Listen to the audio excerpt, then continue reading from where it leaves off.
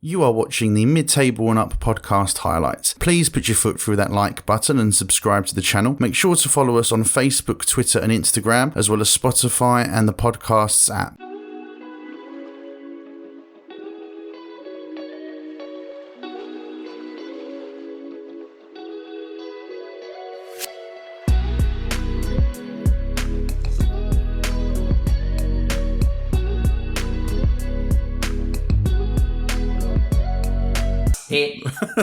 Completely out of character. Even I'm going to admit, I don't think he deserves to be on this list. If it's Fabianski, I'm going to quit. No, it's not. Okay. He's later on in the list. It's Jordan Pickford. Oh, fuck off. And the reason I put him on there... Oh, come off it, man. is I needed to fill a space.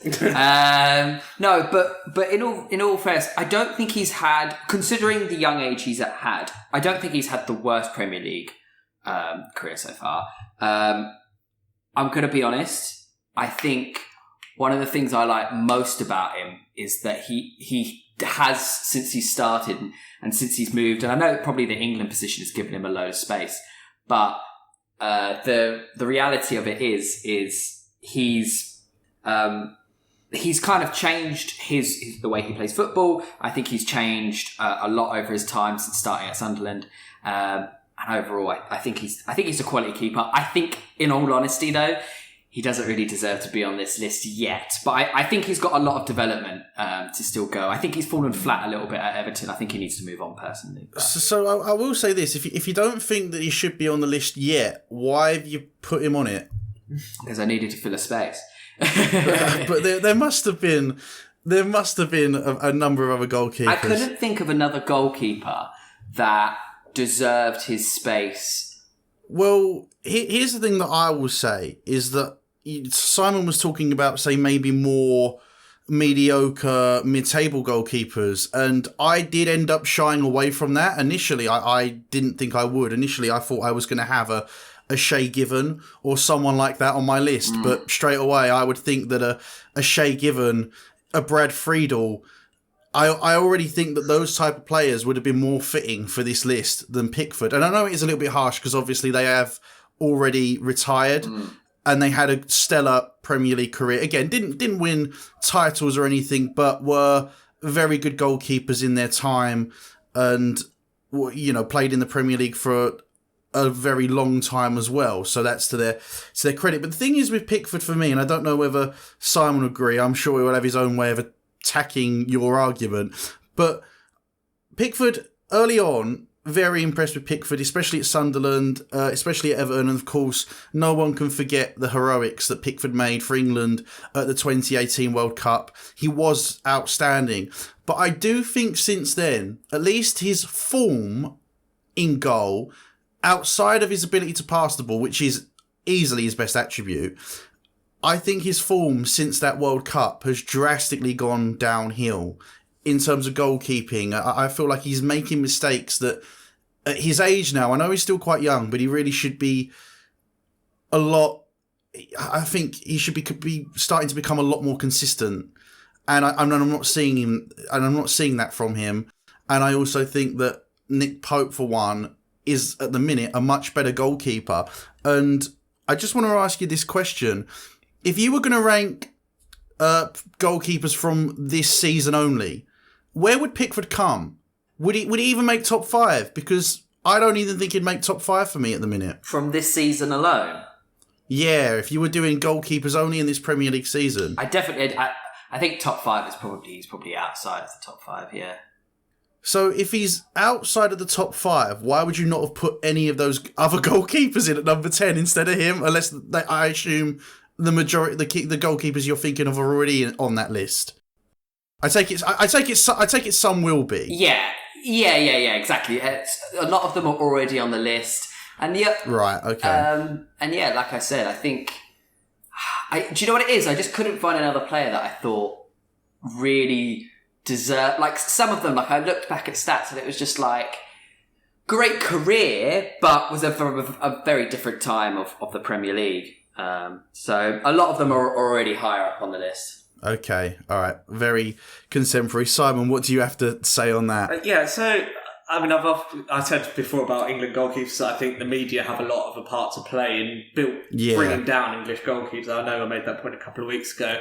The thing I would say about Pickford is he's a very good goalkeeper. Like because I remember seeing him. He was on loan at Preston at the time, and he was like 19, and he was unbelievable for Preston.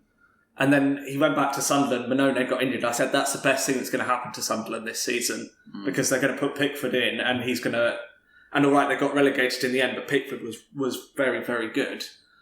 I don't know if any of you saw. It was during the last international break.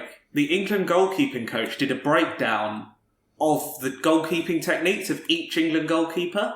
It was a really good read, actually. And what they were saying is basically Pickford keeps his hands too low when he goes to save a shot. That's why which is why he makes these ridiculously springy saves. He can dive very well, but that's why he gets beaten by shots his hands are in the wrong position. Yeah. So that's why he gets beaten by shots that maybe you should save in and around his face because his hands aren't in the right place. And you go back to Nick Pope, his fundamentals are much better, but he can't pull off the same kind of wonder saves that Pickford does because he hasn't got that ability to leap across. So it was an interesting breakdown. I thought that was a good read. No, It is an interesting breakdown. do you think in that, and being prisoner of the moment, right? Going back to the penalties in the World Cup, do you think, would you have rather had Pope in there to save those penalties than Pickford? It's hard to say. At the time, probably not. But if you were asking me, if you were saying to me, you've got a penalty shootout today or tomorrow, who are you going with in goal? I would go with Pope because I ultimately think Pope at the minute, from a goalkeeping sense, is the better keeper. And Simon, you said that you thought that Pickford was a very good goalkeeper. I think Pickford is a decent goalkeeper. I think he's got the potential to be a very good, if not excellent goalkeeper. I just think the last 2 years, I feel, if anything, he's gone slightly backwards. I agree with that completely. Going back to that, who would you prefer in goal for the World Cup? I'd actually disagree because I think Pickford has quite a big game mentality. I which agree. is possibly something that maybe Nick Pope doesn't have playing for Burnley, obviously. But I'm not too sure on that. I just get the sense that when Pickford's up for it and he's ready, I mean, he made a great save, let's not forget. I think he's very enthusiastic in the big games, for sure, but I think he's overly enthusiastic. You know, we've seen the horror tackle on Van Dijk this season. I'm not going to go too far into that because Liverpool fans have fucking said enough on that. But even previously, when they were playing against Newcastle, I think a year or so after he signed for Everton, he's sticking his tongue out as he's gone to get the ball at the Newcastle fans, and it's just that same day he made a blunder that led towards the goal. I don't think it punished Everton in the end, but. Well, I don't know. I still feel like there's an element of immaturity to Pickford. As I said, I feel like the enthusiasm is there. Well, I think the thing with Pickford is you can tell he's from a rough background.